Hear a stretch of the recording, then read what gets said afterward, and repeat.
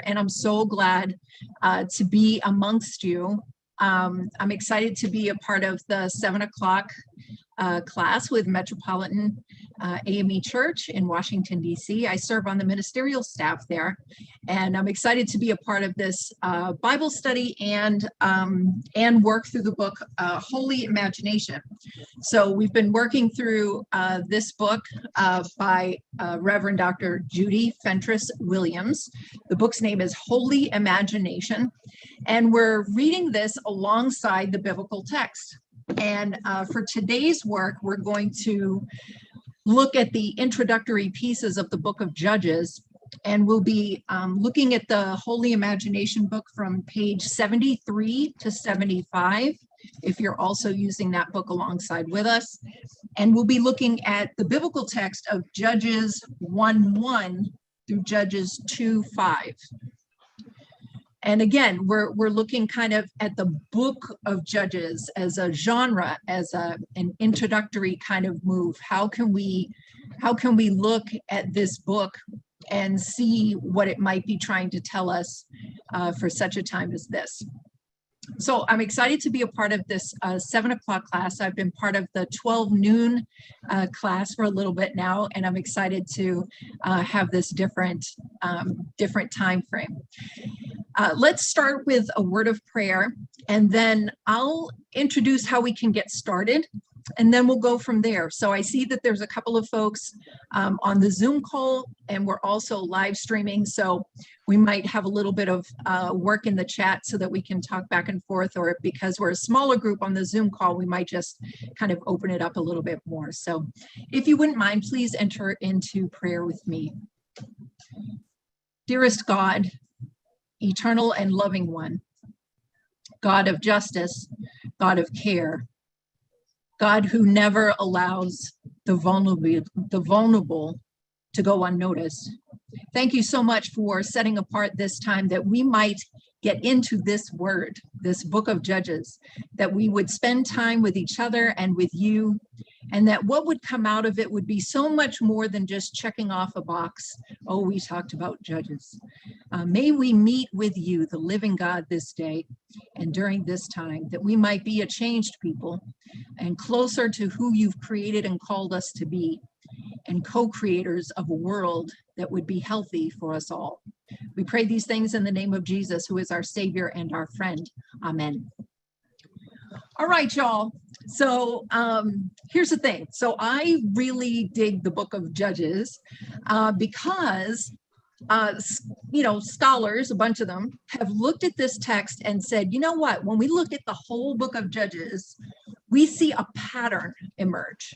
Now, because we're all coming from different, perspectives and experiences and lives and age ranges and identities and all these different things, we can look at the book of Judges and see a whole bunch of different things. And even depending on where we are in our lives right now, what happened yesterday, what we're worried about for tomorrow, we could even look at the book differently today than we would some other day. But over time, there have been a series of scholars who have looked at the book of Judges and seen a pattern emerge within these kind of cyclical stories. So this is one way that we can take a look at the book of Judges. The Holy Imagination book on page 73 lays this cycle out, or this pattern out. So I was thinking that first we could take a look at the cycle itself, this pattern that shows up in the book of Judges, as an introduction to what the book of Judges might be trying to help us see. And then we can talk a little bit about the problems of seeing patterns. And I don't want to necessarily outline the whole class time together, but I think if we start there, it might give us a way to start talking about what in the world is the book of Judges trying to tell us now in 2022 and beyond. So for those who are on the Zoom call, if you can turn to page 73 of the Holy Imagination book. And I know that we don't have a lot of folks who are showing camera, and there's obviously a whole host of reasons for that. So if you can't participate verbally, I totally get it. But if you can, that would be great. I think we'll just kind of read through the cycle and talk about it a little bit. If not, it's going to be Brother Summers and me doing that, and that's totally cool too. So Brother Summers, would you start, and then we'll kind of go from there. You want me to start down at the bottom of the page? Yeah, you see like the bullet points on I see the bullet 73? points. You want me to start with the bullet points? Yep, that's the cycle right there. Okay. The people did things the Lord saw as evil, namely worshiping other gods. Right. So the beginning of this pattern is set not with like, and then the people were happy and joyful and all things were great, right? So even from the way the pattern starts, we get a sense of what's going on, right? This pattern would set us on a different journey if it started with, and the people were totally faithful and things were great and the Lord was just pouring blessings upon the folk, right? That would set our conversation in a different way. So right from the beginning, in quotation marks, is like the Lord saw as evil. Folks were doing stuff the Lord saw as evil. We don't exactly know what that is, but whatever it was categorized as worshiping other gods. Okay, so would you do the next one, please? The Lord, quote, became angry and allowed them to be defeated by their enemies. Right, so it's getting worse. It's declining here. And for the last couple of weeks, and certainly a couple of weeks ago, when we were talking about the book of Deuteronomy, we were talking about how people were connecting a theology of like, if you do good stuff's going to happen to you, right? And your family and your community. And if you do bad stuff's going to come to you and your community. In addition to that, on the good side, it was like, if this is going on, that God is super happy, right? And God is going to bless you. And on the bad side, it was like, God is not happy and you're going to get some curses, right? Then what people did was they flipped it to start with the result. So when they started seeing good stuff going on, they made the assumption, oh, these folks must be God's set apart people too. These are the good people. And when they saw bad stuff happen, they made the connection that like these bad things are happening because God is like, nah, you're not my folks, and bad stuff's going to happen, right? So this theology, even though it gets challenged later on in the Bible, right now, that theology is still in play. So when we get to this second part of the cycle, that's that theology showing back up again, right? People did things that the Lord saw as evil. The Lord became angry, right? Like, that's not cool. And then the result of that was, now I'm not going to be with you in battle. I'm not going to give you the victory in battle. And that's how you're going to know, right? That's what the people are saying, is like, oh, that's how we know. Because sometimes the language is like the Lord removed God's hand or something like that. That's what that is going on. Okay, Brother Summers, please. Number 3, the people groaned under their oppression. Right. It's bad. It's bad, and the folks don't know what to do. And they're suffering, right? There is suffering that's coming from this part of the cycle. Please continue. Number 4, the Lord raised up leaders, quote, judges, who as tribal chieftains rescued them from oppression. Okay, so the cycle is starting to change. We're seeing that the theology is saying, hey, when the cycle changes, God is intervening, right? So the people are suffering so much under this oppression that they groan, right? They cry out in their suffering. They're usually crying out either to each other or to God. A lot of times it's crying out to God, Lord, where are you? What's going on? Sometimes they admit it. Sometimes they, don't. They just want to say like, help us, right? Have you ever been in a spot where it's just so bad that no matter where you turn, you just can't find relief? anywhere, and you get to this place where you're like, God, please, like something has to shift somewhere. I literally have nothing left. So when it says like the people are groaning, it's that kind of suffering. The folk have been trying to do whatever they're going to do on their own, and nothing is working and nothing is lifting up. Okay, sir, please. Number 5, things were peaceful until the leader died. And in parentheses, typically 40 years equaled 1 generation. Right. So the folk are the folks kind of what is the word I'm trying to think of? It's like my mind went blank right there real quick. The way the folks' life was going, that's not the word I'm looking for, but that's all I got right now. The way the folks like circumstance was dependent upon the leader, right? So we're already getting the sense, right? We've got this whole cycle running where the folk are doing something that they're saying like, God doesn't like this, right? The folks are doing evil. God says, hey, that's not cool, right? Withdraws God's hand, like no more victory for you in battle. The folks groan, right? Whatever that means so far.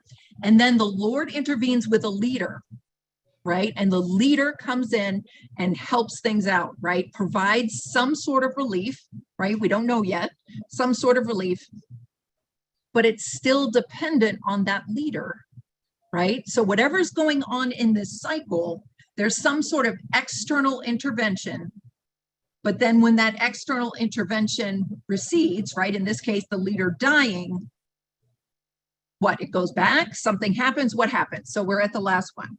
And the last one is, yeah. The people would go back to doing things, quote, the Lord saw as evil, which was the number one thing. So the cycle starts to repeat itself. Right. So there's these cycles, which Holy Imagination is telling us that are pretty much like a generation, right? Now, sometimes in the Bible, when they say a generation, or even when they say like 40 years, right? Like 40 years in the desert or something like that. It's a clue for us, right? It's a cue for us to think about kind of a group of time.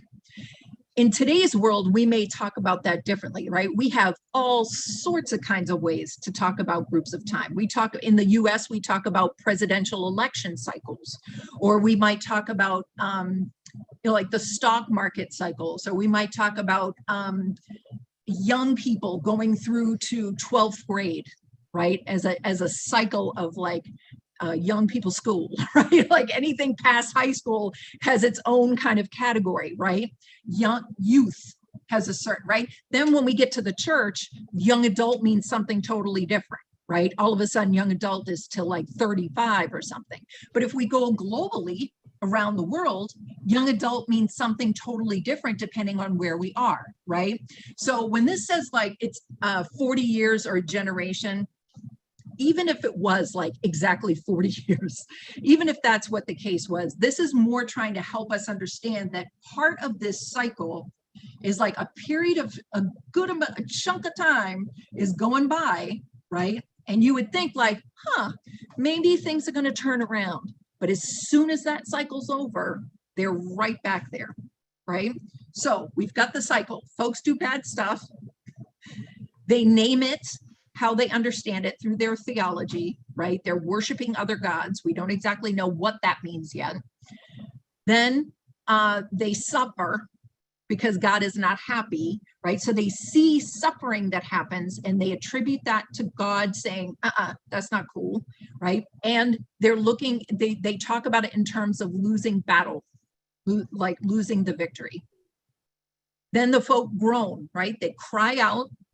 And then the Lord comes in and intervenes and provides a leader. In this case, they're called judges, right? Or chieftains. They're military leaders. They come in, they help out, but as soon as that leader dies, that cycle starts all over again, where the folks go back to doing evil. So just kind of like a little back and forth about that. When you hear that cycle, what comes to your mind?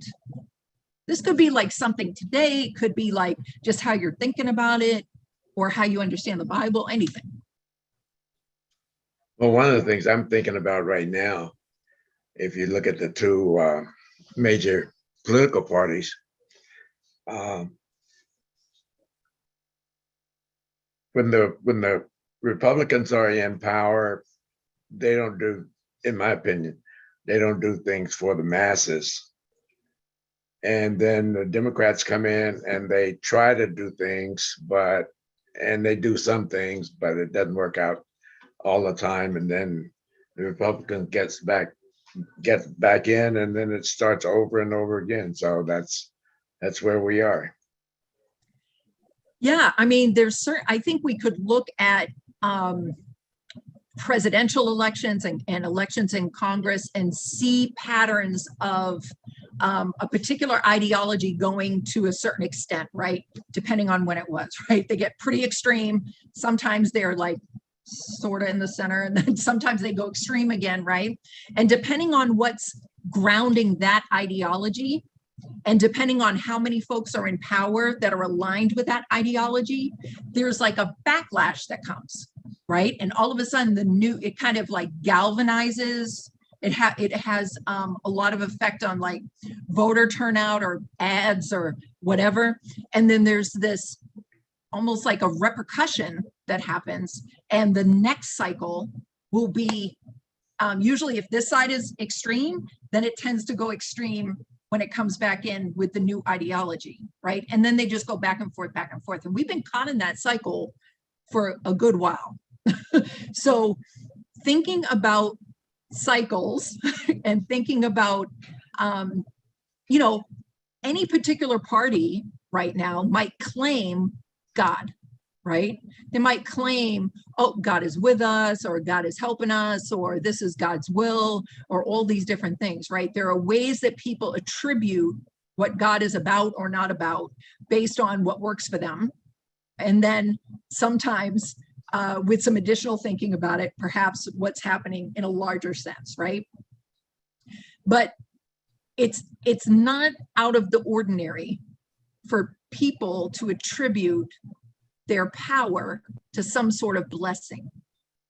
So even when we talk about politics, even if when we start talking about like, oh no, they need to be separate and this, that, and the other, there are still, at the very least, hints of how people talk about victory and power as being some sort of blessing. Now, whether or not they attribute that to the divine or not is another story.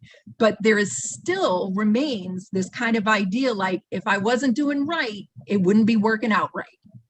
So when we see that, and we see the cycle, the kind of like it goes over here, and then there's pushback in the next cycle, and then we've got over here, and then there's pushback in another cycle. What else is going on for us?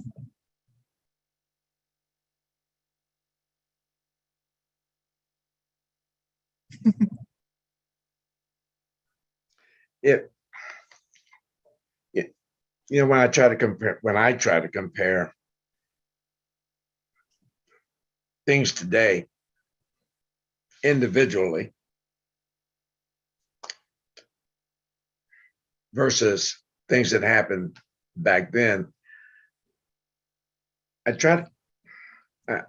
I'm confused about, not confused, but I realize that they were living under what I call a theocracy, where the law was God. Yeah. And they were related very closely. Where today, at least in America, we don't live in a theocracy. Our laws are made by man. And so if good things don't happen because of the policies that man makes, I don't attribute that to God. I attribute to bad people, bad policies, which might be influenced by God, but I don't see it as the same thing. Right. And and the way that we don't have an official theocracy, but there are a lot of people in power who are attributing their power to God's favor, right? So that's, regardless of what the laws actually say or how the country was set up, there are still a lot of people, even those who hold political and otherwise power, that will consider their success, however they define that, right, as God's favor or some sort of favor. So then how do we deal with that, right? Because this pattern, right, is folks just trying to figure out, why is this stuff happening the way that it's happening, right? And especially when we're suffering, that it's a very human tendency to want to figure out why. Why is this happening to me? Why did this happen to this good person? How in the world is evil still around? How did it start? That kind of stuff, right? How come this thing, this policy, this whatever, seems like it would help everybody, right? It would amplify the needs of the vulnerable, which many would say in like ethics circles, right? Like people that study ethics would say that that's how you understand the good of a society, right? As a whole, like how do you treat your most vulnerable members, right? Or the people with the least official power? How do you treat those folks? And that's how you understand whether or not the people have the character of being good, right? Within that society, if the society can be characterized as a good one, right? A moral one.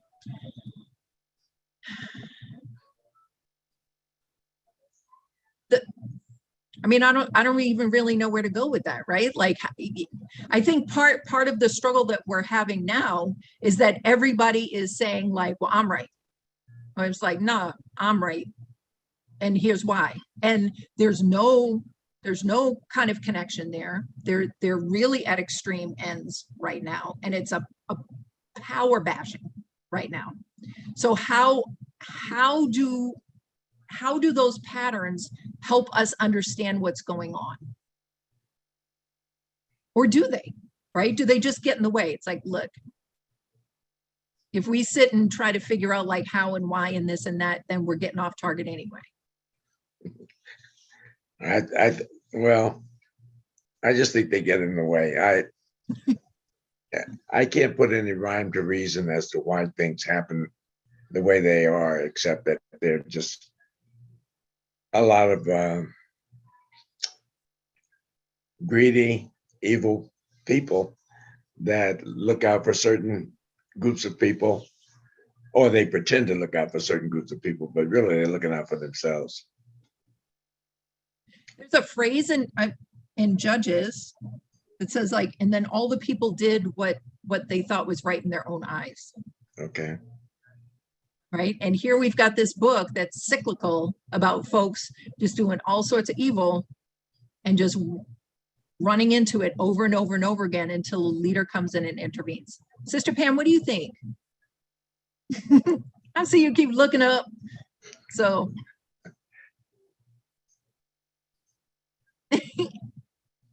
I'm still thinking. Let me still. Okay.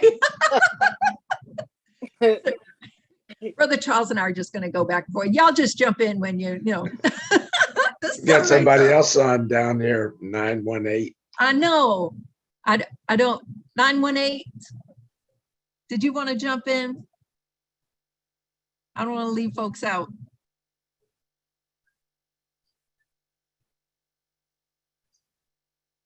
It may take you a bit to be able to unmute too. So if you want to jump in, you just jump in and we'll open a space up. So, okay, we've got this pattern, right? Now we jumped a little bit to like, what does this mean for us and all that kind of stuff. But this pattern, I mean, we do see this pattern, right? We see it around us. And there is this human tendency to want to know why we're suffering. If we're suffering, there's this longing to make sense of it, right? Because if we can make sense of it, or if we can derive some meaning from it, then maybe we can either withstand the suffering, Or we can be at some sort of like psychological and emotional ease about it, right? We might still be in the midst of that suffering, but if we can place it in a larger context, or if we can narrow down what's going on, then we might be able to make it through just another day. That's a very human tendency.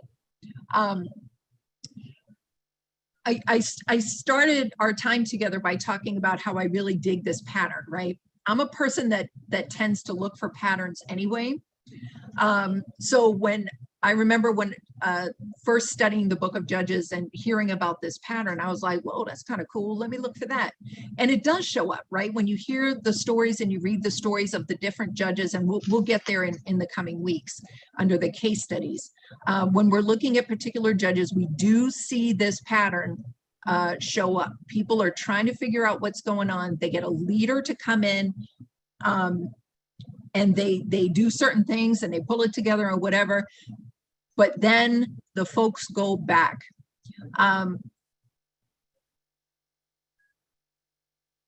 One of the things that I think about, and I've had conversations with folks about this, folks in the church and out of the church, right? What makes someone or drives someone to do good, right? Especially when that good is beneficial to another, right? Someone or a group that we wouldn't necessarily consider our own in-group, right? Or our own family, or some immediacy to us that we might automatically think, well, of course I'm going to protect blah, blah, blah, because blah, blah, blah is part of the blah, blah, blah, right? Like that just makes sense, right? But especially when we get to the place where we're making decisions that don't benefit us directly, or might actually require some sort of, and I say this word very generally, kind of sacrifice on our part for the benefit of someone else, right? What makes a person do that? Because in this case, things are only right when the leader's there, right?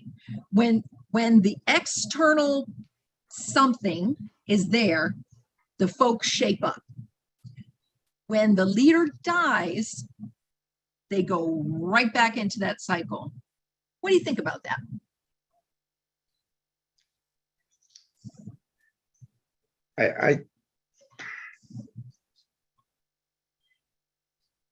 I think that, and of course, I'm going by my definition of good, which I can't put into words. I think it's environment. I think it's how you were raised. I think, use this term when good order is around. That is, it's not a society where you have everyone fighting and getting stuff just for them, but you have an orderly society, and you can see other people as valuable, and you do good because of the way you were brought up.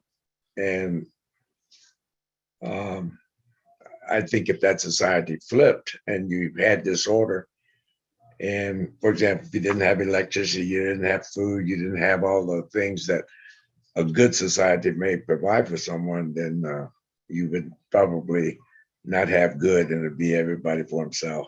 That's okay, right? So if folks are in survival mode, then what I'm hearing you say is that the tendency to kind of just be out for your own, either yourself or whoever you've decided is part of your closest group, right? And however you understand your responsibility at that point, then that's the most important thing, survival.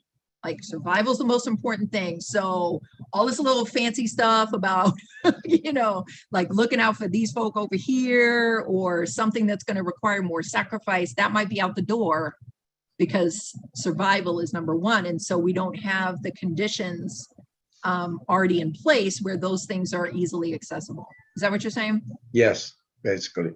Yeah. So like if everything dropped out, how, they've got Netflix series and everything else, right? All these different series where like everything drops out, right? Like the electricity goes, there's no power grid, there's no, they're like cell phones, what? There's just nothing, everything drops out. Oftentimes there were zombies at this point, whatever, right? And everybody's scrapping. Everybody's trying to figure out, right? And these stories often will point to two different things, either the utter chaos that's going on, right? How in the world are these folks even going to get to the next place, let alone set up this new society and all the problems that that's going to cause, right? They're just trying to survive to the next day or the next minute, depending on how chaotic it is. So they focus on that, but they also focus on these, either kind of story arcs or individual moments where people surprise you, right? They could have kept running, right? Because their legs are good and they were fast and they have a weapon and they're running, right? But somebody falls and they can't get up and something has happened. They broke a bone, they whatever, right? Something happened to that person. The runner has no direct connection with that person. It's not like their child or their mom or, the leader, whatever, right? They don't have any connection there. But for some reason, they turn around and go back. Like, what do you think's going on there? Is that is there something within us as humans? Because Yes. This cycle says no. This cycle says, nobody's doing that. But there are examples of that. But I think it's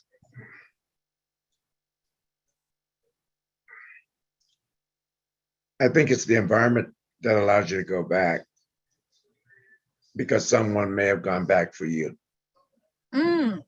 By example. Yes, someone may have gone back for you. Or there may be some value in going back and getting that person again. Okay. Because some would argue that what it means to be truly human is to have that instinct to go back. Now, some would argue the opposite, right? Even Christian Protestant denominations split on this case, right? Some Christian Protestant denominations say people are evil. People are evil to the core. And, since sin showed up, folk are evil to the core. And it's only by a miracle of God that folks don't tear each other up every single second of every single day. That is a miracle of God. It is nothing we deserved because we are evil at the core. And God does a miracle so that we can even create any kind of good, right? That's all God. Then there are other denominations that say people have been created good. Humans have been created good. And no matter what kind of sin is out there, in there, around there, chaotic or otherwise, there is a deep sense of good that represents the best sense of our humanity. The core of our humanity is good. We are surrounded by all this chaos and sin. But when we tap into that, we will do extraordinary things that might even be considered miraculous. Like, why in the world did they go back, right? Why in the world did they stop? Why in the world did the Samaritan stop for the person and take care of them on the road, right? Because just like we talked about in the beginning about the cycle, right? If the pattern of Judges had started out like everybody was just, hanging out and good because there had been abundance in the land for 120 years and the people were happy and things were good and they were getting married and celebrating and business was awesome, whatever, right? If the pattern had started that way, we talk about a totally different story. Just like if we think that at the core of humanity is good, we're going to talk about this in a totally different way. But this particular pattern was like the folk were out there.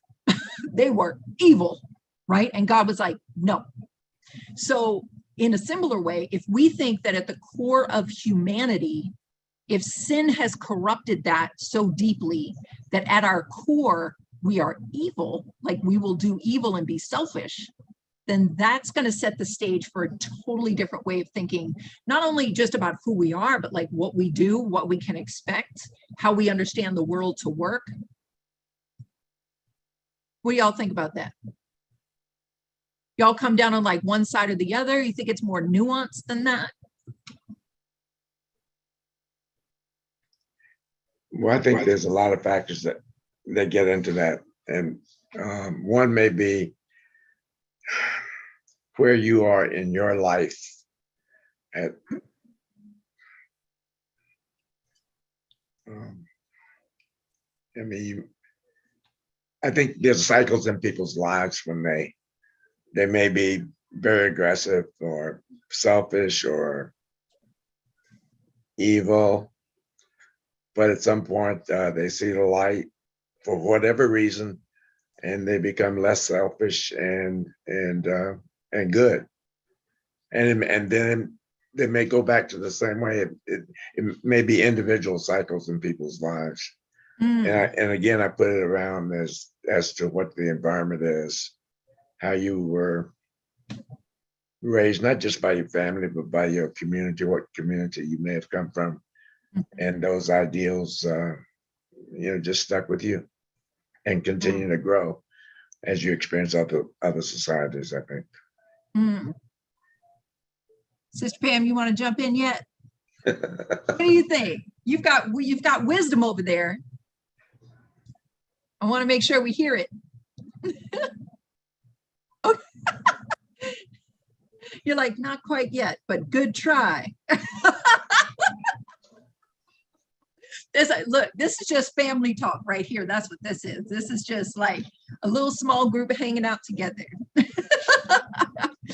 So again, I think, one way that we can study the book of Judges is like, all right, name all the judges.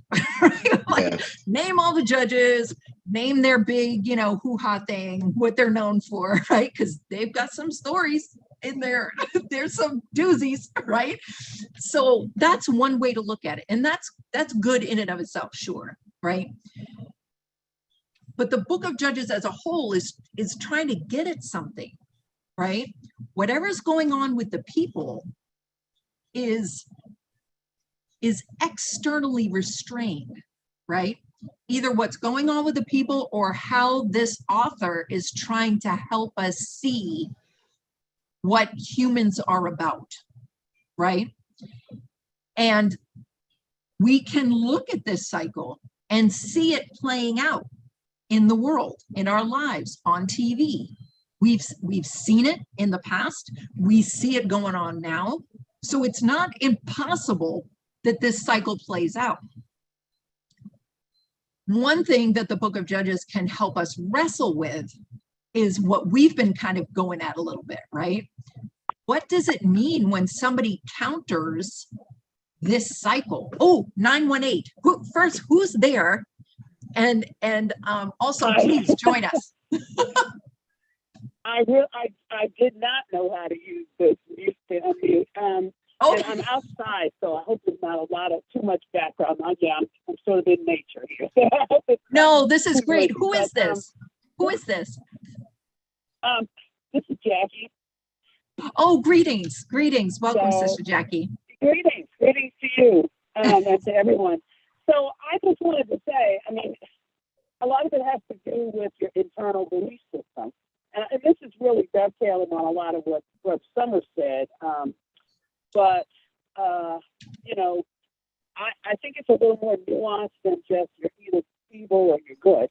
It seems to me that there are ways in which people can change, where they can be influenced. And, you think about, you mentioned the Good Samaritan, you think about the two runners in that national, or there even been an international competition, and the one who could have gone across the finish line first actually waited for the other to go across. Or in other circumstances, we've seen runners where one is down and then someone will go back to help. So part of it is learned, but it's just like the Bible says, there before the grace of God go I. So there's something internal that motivates us to feel connected to others, to have empathy for others, and also to feel that helping others is the right thing to do.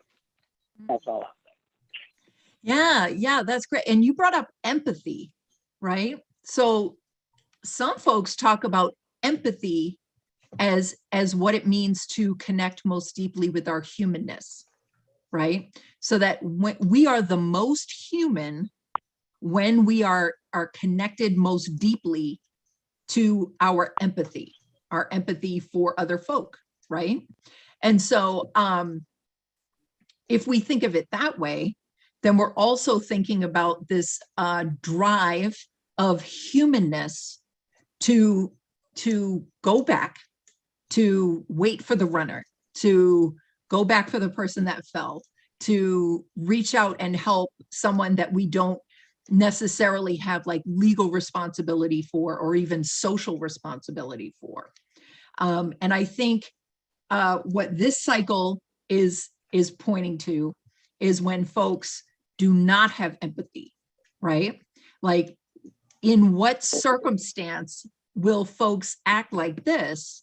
And in what circumstance, like maybe we're talking about, Brother Charles, when you're talking about circumstances and environments and things like that, one of the ways that we could go with working through the book of Judges is like, what values, what actions, what beliefs, what information, kind of builds spaces where empathy flourishes, right? What kind of discipleship, fellowship, interactions with people, what kind of ways that we worship together, right? Like what kinds of theologies, what ways do we think about God that actually build empathy or protect empathy so that we can use it in ways that help other folks? And what are the circumstances by which empathy is depleted, right? Or I don't want to say destroyed, like it's like no empathy left, but I mean, what are the things that obstruct empathy, right? You just heard my own understanding of humanness right there, right? I'm naming my own bias right now that I don't want to believe that empathy is ever 100% gone, because for me, empathy and humanness are connected deeply. So it's very hard for me to go there, right? So what I'd rather do to be authentic about it is just to name it outright. So it doesn't sound like, well, she's facilitating the class and she said empathy is human, so that's the way it's got to be. No, that's my bias, right, showing up. And that can be part of the discussion too. So thank you, Jackie, so much, Sister Jackie, for bringing that forward. We have a comment from YouTube. Thank you so much, Sister Morita Coley. I think our desire to help or contribute often comes from some inherent desires based on where we came from. So someone who grew up poor might have a passion to be a philanthropist. Okay.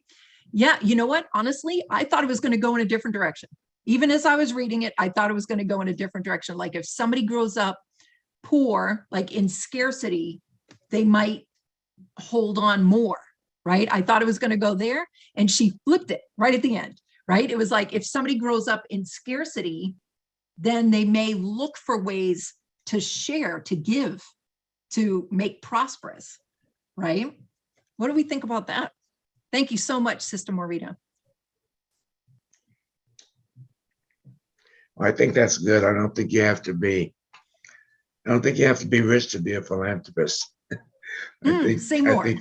I think you can share with what you have. And I used to have the idea, and I hope I don't still have it, but I used to have the idea, okay, once I get all of this, then the other stuff that I get is extra and I can share that. But now I don't feel that that's a sacrifice. I want to be able to do without something to help someone else. At least I think that's what I want to do.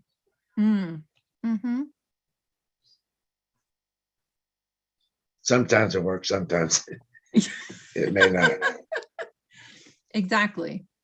And I think too, when we have conversations and interactions with each other, right, not just in our own little silo, then we can start to hear different examples, right?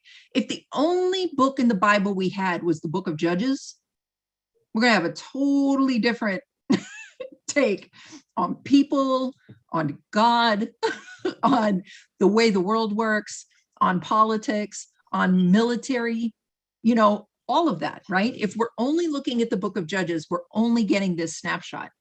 The same thing for, and again, Brother Charles, we're coming back to what you brought up from the very beginning, the environment, right? What environments build values and beliefs and actions and strategies, right? Because that's part of this too, that seek to help the whole group.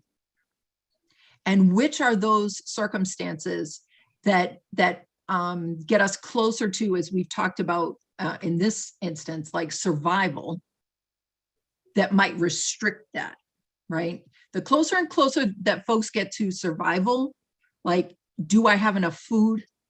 Am I going to be able to make it till, you know, the end of the day or tomorrow?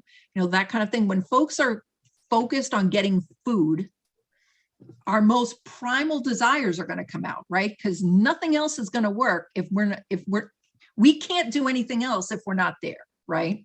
Now, some would say that there are reasons why we would give our food away, even in that instance, right? So we hear stories of parents who will go hungry in order to make sure that their children eat, right?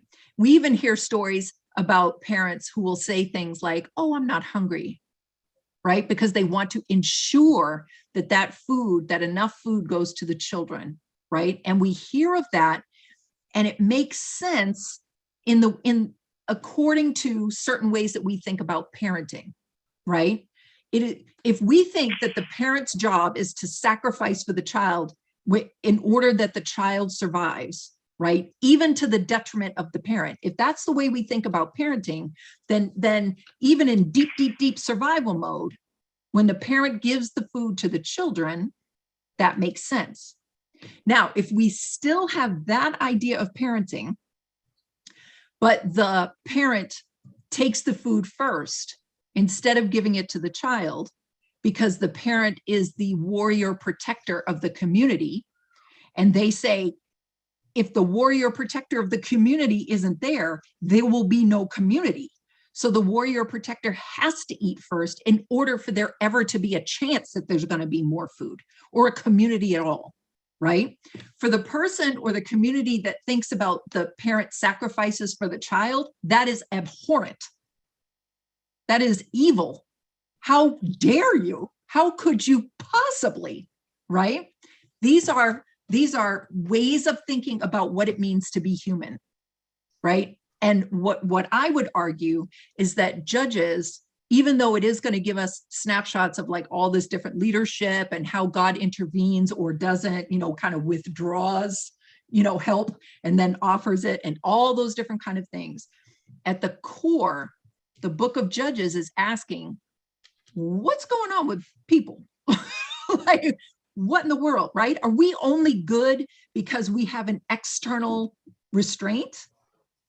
If that's the case, our strategy is going to be totally different to create justice, right? Let's go there, right? Because Metropolitan, we're about worship, we're about service, we're about liberation, right? Our strategy for, let's say, liberation is going to be different if we think that humans at our core are only good when we have external restraint. Left to our own devices, forget about it. We're going to be out there, right? The strategy is different if we think, if folks have the opportunity to do the good and believe that what they do will make a difference, then they will do it. Then the strategy is totally different. Does that make sense? I'm trying to think about, like, what's this mean for Metropolitan or, you know, just folk, right? That's a lot to unpack there. I'm trying to. Right? Yeah. But it is. You're like, why couldn't you just name the judges, Michelle? Just name the judges and what they did. There was a tent peg one time. I've been through that Bible study. Yeah. Just not me. This is real talk though, right? Like the Bible challenges us in so many different ways if we let it, right? And these are hard questions. And oftentimes we're hearing stories, whether it be from the news or just, like internet or around the kitchen table, whatever, sometimes that try to reduce these complexities to, well, it's just simple. You just blah, blah, blah, right? Or that's just the way that it is. But I think when we wrestle with ethics, when we wrestle with what it means to be human, on the other side of that, and sometimes even while we're doing it, there are ways that that new strategies come forward, right? Strategies that require depth and critical thinking and wrestling, and force us, challenge us to prepare in a way, right? That's what discipleship is, right? We talk a lot about Christian discipleship. We want to be good Christian disciples. We want to enter into discipleship. We want to do spiritual practices. But what does that mean? Like, to what end are we doing those things? And a lot of us want to talk about like miracles in the Bible as these like there was water and then there was wine and then there was this and that and whatever. And those are there, right? We should wrestle with those too. But I deeply believe that sometimes the miracle is that the human goes back for the person that they're not cause and effect connected to, right? They go back for the person that in any circumstance, legal, social, cultural, otherwise, they have no responsibility for that person whatsoever. They have no legal obligation. They have no social pressure to do it. Everybody would be like, yeah, we totally get it. You had to keep going, right? But even that person turns back. Like that's a miracle. When all you see around you is chaos, when all you see around you is survival mode, when all you see around you is this judge's pattern and somebody goes back, like maybe we can talk about that as a miracle too. Sister Nelson, I see you. Do you want to jump in? Greetings.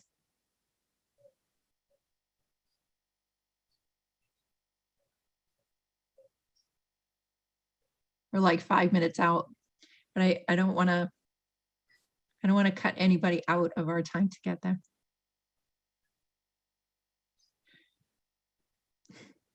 Sister Nelson, if you want to jump in, I would invite you just to jump in, because I want to make sure you have a moment to speak if you'd like to do that. All right, what are we going to do with this pattern? What are we going to do with the introduction to Judges? What do you think? Doesn't have to be like super profound or anything.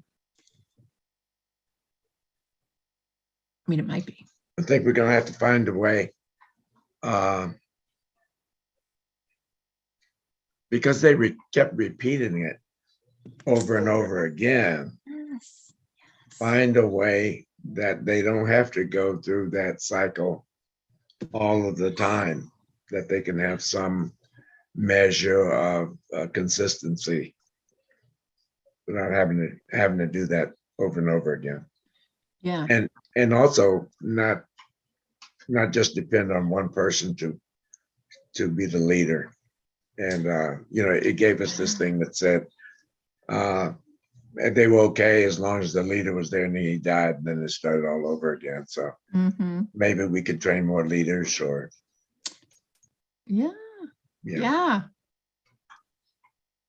I would say this too, that patterns are phenomenal, right? They're great.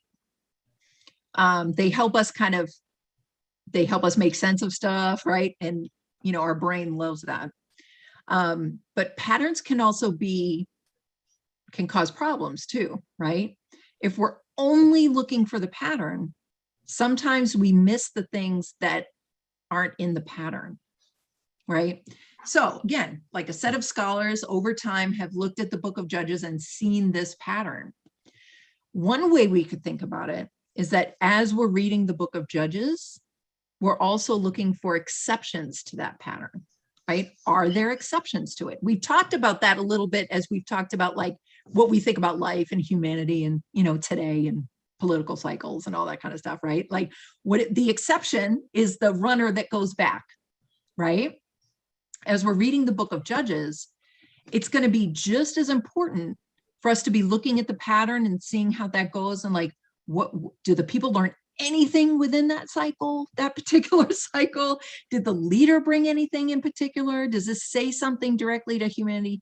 But also, what do the exceptions tell us? Like, if there are exceptions in the book of Judges, what do those tell us about humanity and about our relationship with God and our relationship with each other?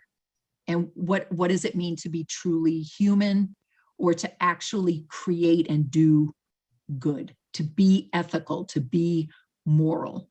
What does that mean? Like, just to say like, oh yeah, we're Christian, or whatever, however we identify ourselves in, like religiously or not, right?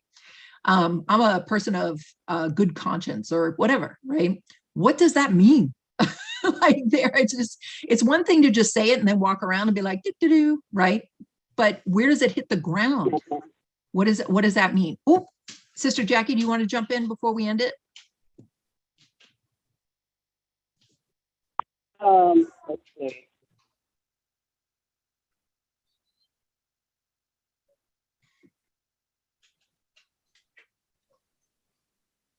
Oh, I see you, but you're on mute.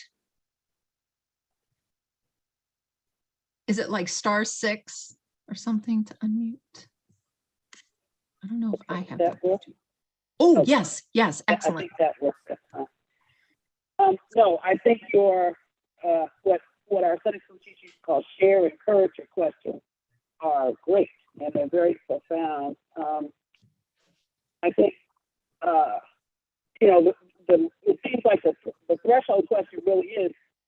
I was intrigued by the fact that you said that these good deeds were miraculous, which almost seems to intimate that humanity is at base selfish, self-centered, and evil.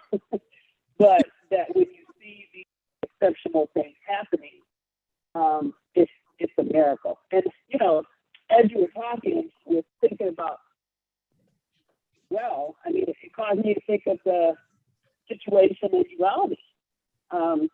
What would have caused some of that group of law enforcement officers to go forward, to go toward the danger, and others to,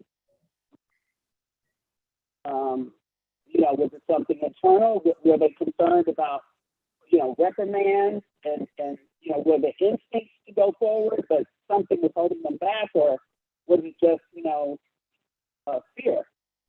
So, I don't have answers. But if you asked me if I had any other thoughts, those are just kind of my thoughts. But yeah, we're not going to put the pressure of having you figure it all out for us. No, we're not going to do that to you. I appreciate that. Thank you so But much. I think, I have a background in law, so the ethical questions are always very critical. Because there are a lot of times when there are things you can do legally, but ethically, is it really something you should do? Yes, exactly. Right. Yeah, the difference between a particular law saying a particular thing and what is ethical are not always the same thing. And then how do we decide that? Absolutely. Right. Okay, we are at 8:01. I don't want to hold people. I will say that the book of Judges gets progressively worse. It's not a cycle that's like, oh, it's a cycle and just kind of stays right here. No, wow. I mean, seriously. So that's the projection of the book. I think that we've set the stage for some good conversations to happen about our future work. Thank you so very, very much for allowing me to be amongst you tonight, especially because this is a different time frame for me. I'm so glad that I was able to be amongst you. Let's close our time with prayer, and may you have a Wednesday evening that is life-giving to you. Would you enter prayer with me? Dear God, thank you so much that by the time we call upon your name, you are already amongst us.